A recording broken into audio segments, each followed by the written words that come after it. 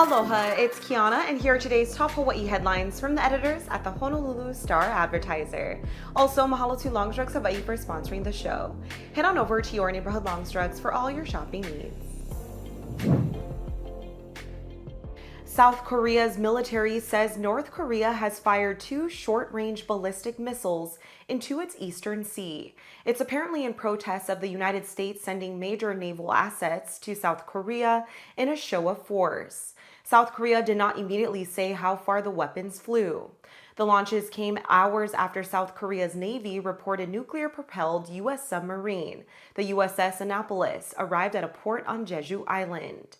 Last week, the USS Kentucky became the first U.S. nuclear-armed submarine to arrive in South Korea since the 1980s. North Korea reacted to its arrival by test-firing ballistic and cruise missiles. 2 male divers reported missing were pronounced dead at Velzeland Beach over the weekend. Rescuers early Sunday recovered their unresponsive bodies from the ocean. Honolulu police say the male victims were aged 32 and 28. Their recent deaths add to concerns about drownings in Hawaii, which the most recent data shows has the nation's second highest resident drowning rate.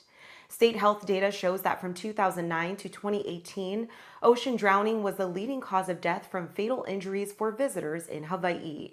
For residents, it was the 5th highest cause behind suicide, falls, poisoning, and motor vehicles. The Justice Department today sued Texas Governor Greg Abbott over a newly installed floating barrier on the Rio Grande. That's Republicans' latest aggressive tactic to try to stop migrants from crossing into the U.S. from Mexico. The lawsuit asks a federal judge in Austin to force Texas to remove a roughly 1,000-foot line of bright orange wrecking ball-sized buoys. The Biden administration says the barrier raises humanitarian and environmental concerns.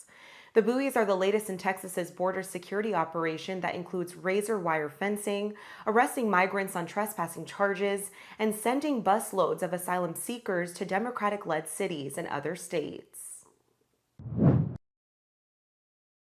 Honolulu police are searching for 2 male suspects who allegedly robbed the Little Caesars Pizza in Kaneohe over the weekend. Police say they escaped with an undisclosed amount of cash. The incident happened at the Windward City Shopping Center location just before 9:30 Saturday night, according to a police report. The 2 masked men entered the pizza shop brandishing what appeared to be a black handgun and took money from an open safe. Both suspects fled with money in an awaiting vehicle. 3 staff members were working at the time just about a half hour before closing time. No injuries were reported. Elon Musk has unveiled a new X logo to replace Twitter's famous bluebird. Musk is following through with a major rebranding of the social media platform he bought for $44 billion last year.